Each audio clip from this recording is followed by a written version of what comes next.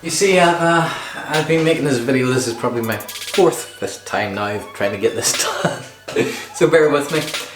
Just certain other things have come up. What I want to talk to you today, and I want to make this as brief and as informative as possible, is YouTube, how to use it and how to be careful, and what to watch on YouTube. Now, for me, as you may or may not know, I don't watch a lot of television. In fact, very little. The only thing I do kind of watch, maybe something I find on Netflix, but most of my life's entertainment will revolve around what's on YouTube. I've got so many people that I follow that I find so many things that I find interesting, like ancient architecture and obviously that sort of thing, and ancient civilizations. I love all that sort of stuff. I love my sci-fi stuff. So there's channels out there who are dedicated to showing short sci-fi films and stuff like that. Check out Dust.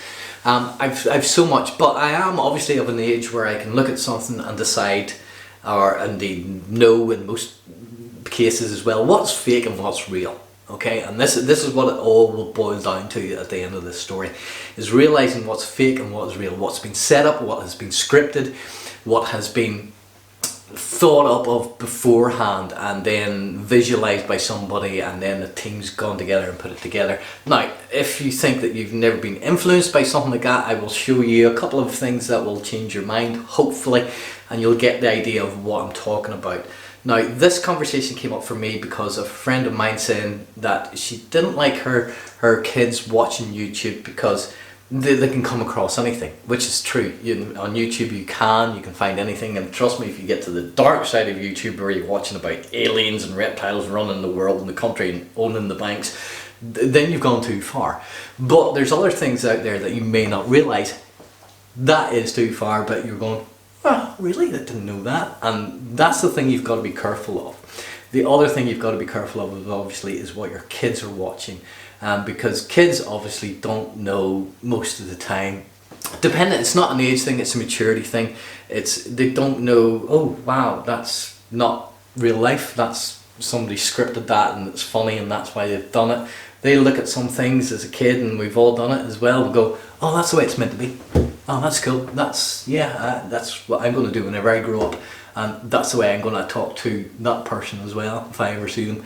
That's what happens whenever you're a kid and you're watching these things. You pick up on the littlest details. You know that the kids will never pick up on the words you want to, but the words you don't want to is the words they're going to say in front of their grandma. You know that. I don't have kids, but I've seen it happen. But for me, it's channels like Casey Neistat, What's Inside, Shonduras, JerryRigEveything, Yes Theory. These are people who I feel that a young person could watch and get great life answers and how to challenge yourself throughout life. These people will do things, and JerryRigEveything, you're going, well, how does he do that? Well, you see, Jerry shares any bit of information he learns, and it's that sharing of how to fix phones or how durable they are, that you learn that sharing is a good thing. That this guy could be off making a huge living just fixing these phones for himself. Okay, he could have 4 or 5 businesses in and around the country just doing it for himself easily. But what he decided to do is take that information that he knows, share it with you so that you can fix it.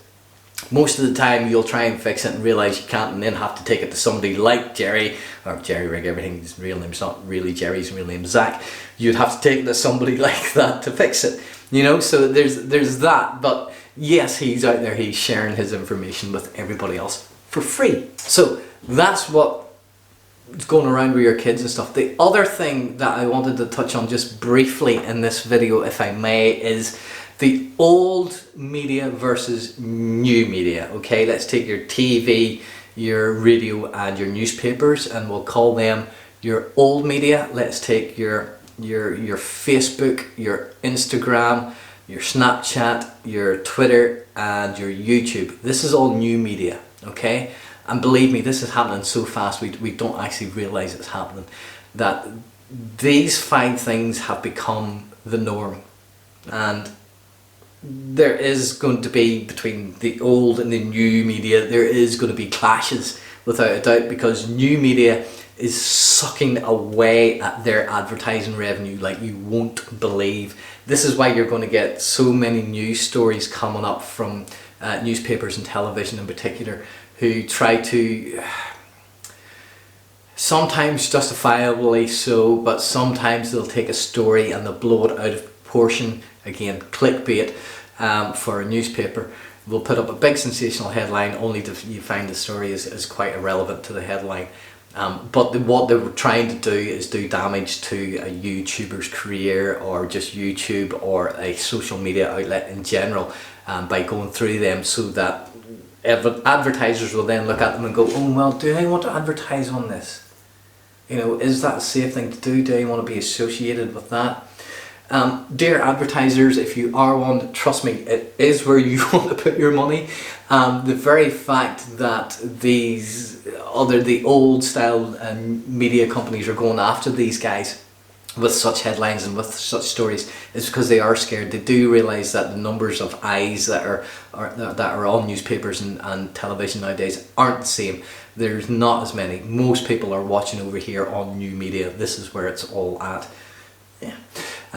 In fact, basically that is where it's all at. It's in your hand, and that's the other thing as well. It's so accessible to us that new media is there whenever we need it. It's what we want when we want it, and that's as simple as that. There is bad on YouTube. There is very much good on YouTube as well.